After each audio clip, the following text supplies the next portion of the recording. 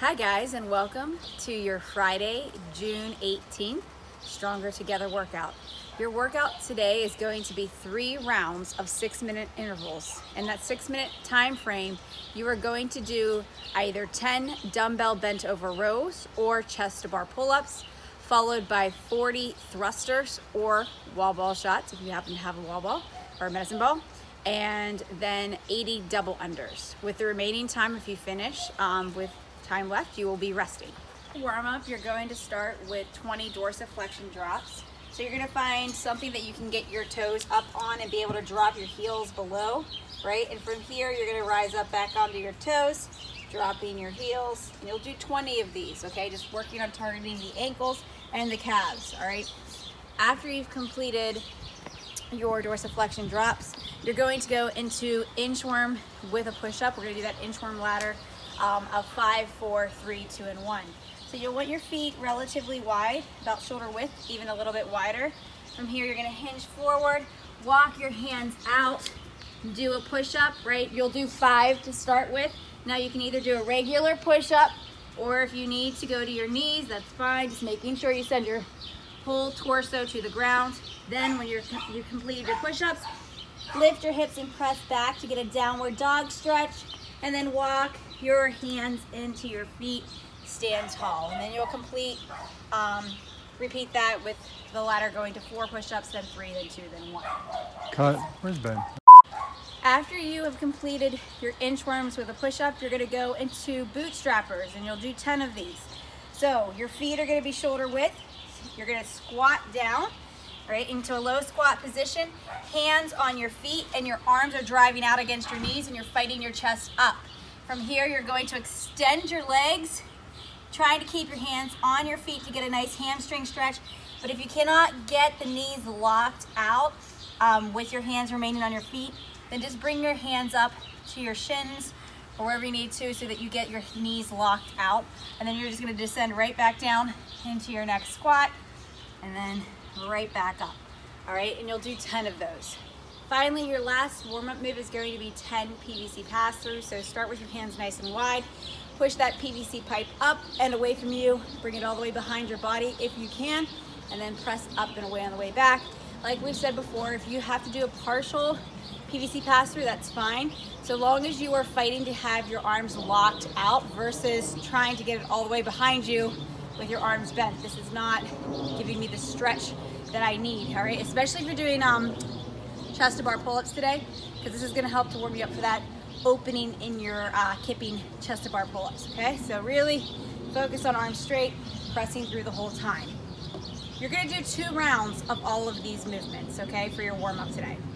To warm up for your thrusters, we're gonna do some more squat prep, okay? So you're gonna want to get a light weight, whether that is a 5-pound dumbbell. I have a 5-pound plate here. So we're going to do 5 squats with a counterbalance, and we're gonna take it nice and slow.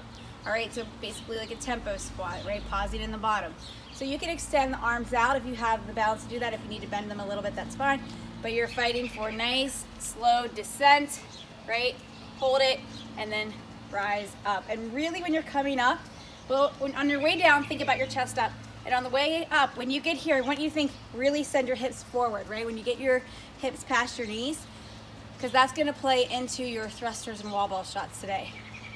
After you've done your counterbalance squat, you're gonna find a roller or even just something to roll out your quads a little bit. And you're gonna take some time and focus on rolling those out for about 45 seconds on each side. So you're gonna get forward, start smashing out your quad a little bit, just to loosen up the muscles a little bit more before you get into these squats. So I like to target both the side of my leg, right, all the way down, and then also getting the inside of your leg as well. So you're gonna have to move around a little bit here, guys, so you really get like the inside of the quad, the top, and the outside. But you're gonna have 45 seconds to do that on each leg. And you will do 2 rounds of this. So you have no excuse to miss any part of your quad in this warm-up, okay? Your workout has double unders in it today, and I know that double unders is like the bane of most people's existence. So we are gonna practice them though, and I want you guys to try to do double unders today if you have a rope available, because you will never get better at them if you don't do them, right? If we avoid them. So we're gonna go through a real quick practice, like Tabata basically, for double unders and working on our skills with that. So the first thing that we would start with is just single unders. For your single unders, I want you, this should not be a lot of like difficult work for you, right? You should have this rhythm down by now. So what I want you to focus on is swiveling your wrist, keeping your elbows close, don't let them drift far away from you, right? Think about your hand positioning. Your hand should be forward of your hips versus behind you. And then also focusing on staying tall throughout this. I like to think about I like to pretend I'm on a pogo stick or something that just helps me think jump tall, or a ballerina. Think that you're like a ballerina, right? All right, so from here, we're just gonna do singles, okay? And we're just gonna work on hands close to the hips, right? And I'm just staying nice and light, okay? Once you've done your singles, you're gonna go into dolphin taps, okay? And what we're working on here is just jumping a little bit higher, okay? So when we do this, hands are gonna be by our side, and we're gonna work on our rhythm for our singles with a dolphin tap, but I want you, again, to jump high. So it's gonna be jump high tap, jump high tap, jump high tap, jump high tap, okay? Really trying to launch yourself, soft landing, and really springing back up the second your feet hit the ground. After you've done that, you're gonna come back to your rope. Now, this is important because a lot of times I see double unders turn into like a ton of tension and work, and people are whipping the rope, right? There is really little effort that you need to give if you time it correctly, and if you are swiveling your hips just a little extra, with like just a little bit of extra power. So I want you to practice for the next round doing singles, right? Now watch, if I do a few singles and then I high jump, oops, don't do that. But if I high jump without any extra power, the rope almost does a double under for me, right? So I have very little work to do with that. So I want you guys to practice just jumping and let the rope land right at your feet, okay? After that, you're gonna go into dolphin jumps, but now we're gonna add that double tap. So now, we're gonna add a little extra power, so we're gonna jump high, double tap, double tap. And this is working on quick wrist, right? Really quick on that flipping of the wrist. Finally, you'll practice your actual double unders, okay? My hair's probably gonna hit the rope here, so thank God I have glasses on. I'm not gonna smack myself in the eye. But when you do your double unders, okay, remember, jump tall, don't whip the rope. You're gonna add just a little extra force, and make sure your hands are not death gripping your handlebars. Death gripping means that my forearms are tight and I cannot swivel my wrists as easily. So looser grip, bringing your hands closer to the ends of your jump rope, and from here, I'm barely swiveling, right? I'm barely adding power. It's nice and simple, right? And I'm springing back up, okay? So work on that, practice it, think, jump, jump, jump, jump, right? Launch it off, stay tall, quick wrist, okay? For your workout today, your dumbbell movements are going to be bent over row and thrusters, okay? If you're doing your chest to bar pull-ups, you're gonna do a build up in those as well. So really quickly, for your bent over rows, make sure that you're not muscling it today, right? So you want to have your hips hinged back. Those dumbbells, your back is nice and tight, those dumbbells are close, and from here you're gonna pull and pinch your shoulder blades together at the top, right? So pull, pinch, and pull and pinch. What I don't wanna see today is this, right? That is not okay. If you are doing that, you need to go down and wait, all right? But I do want those reps to be challenging for you. All right, for thrusters, your dumbbells would start on your shoulders. From here, you're gonna descend down into a squat, and right here as you come up, you're going to think jump so that you launch the weight overhead. Now at the top, make sure that you have a weight where you're able to keep your arms close to your ears and you're not drifting away, right? And the same thing on the way down. When you bring them down, keep them close, go down into that next rep, throw it up, back down, next rep, throw it up.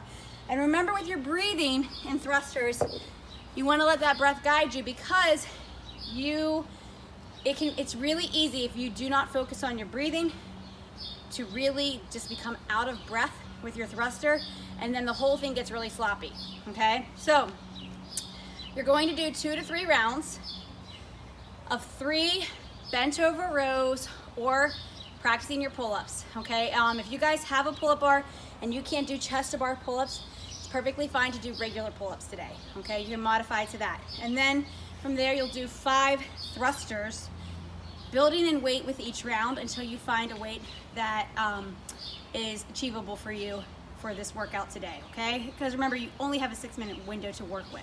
All right, so you'll do that, and then you'll practice 10 reps of whatever you're doing, double unders or singles, double attempts, okay? As a reminder, your workout today is going to be 3 6-minute intervals of work, okay? You're going to start with 10 chest to bar pull-ups or bent over rows. So the guidance for the chest to bar pull-ups and bent over rows is that you should be able to complete the 10 reps in under a minute. If it's taking you more than a minute, you need to modify the movement or the weight, all right? After that, you're going to go into 40 thrusters or wall ball shots. The guidance for this is that you try to do as many as you can unbroken, all right? So the weight should be light. You should at least be able to knock out very large sets of these, okay? Nothing should take longer than 2 minutes to get through this, okay? Finally, your 80 double unders. That's your last movement. That's the push to the finish, basically. You want to be able to be done with those in a minute, all right? So whether that's a minute of attempts or if you're doing singles, I only want you really doing singles if you do not have singles, right? If you're struggling with singles, do singles. Otherwise, do the attempts and just give yourself a minute to do that.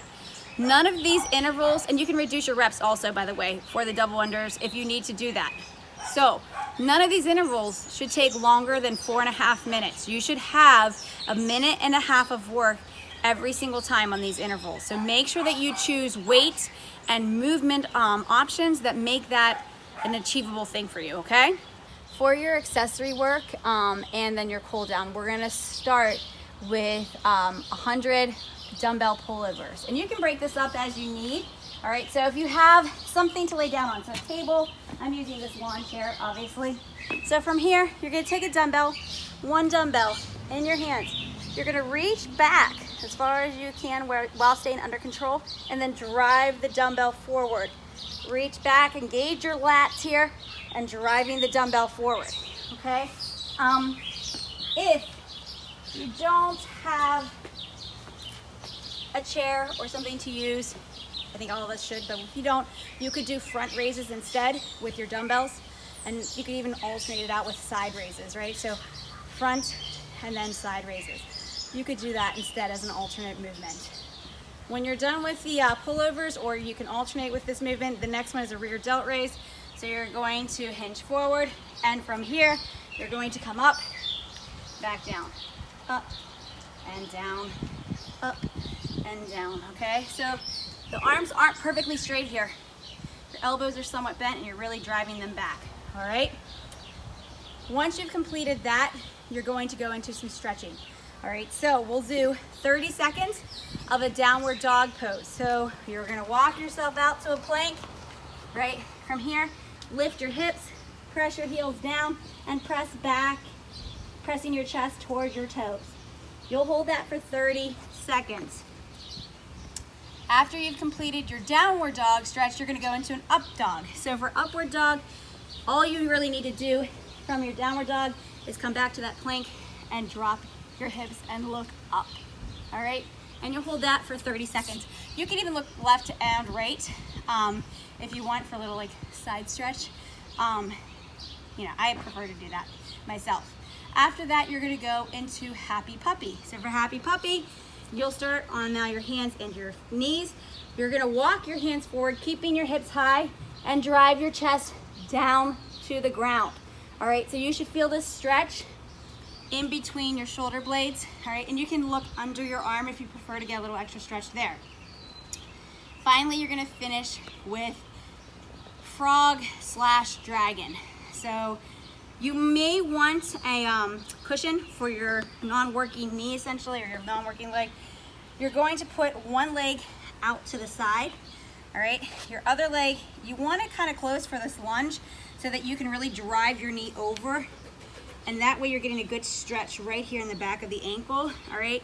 And you're gonna get a nice stretch in your groin and in your quad over here, okay? And you're gonna hold this for 30 seconds on each side. So this leg may need a cushion for your knee, all right? Because there is some pressure on your knee when you do this stretch. But you'll hold that for 30 seconds on each side, and you're gonna do 3 rounds of those stretches, all right, as your finisher. That is it for today. If you guys have any questions, please let us know. I'm really excited about this workout because it's got pretty much everything in it, and you get to rest again. It's like 2 days in a row of resting. So yay, that's exciting. We miss you guys. We hope you have fun with this workout, and we hope to see you soon. Bye.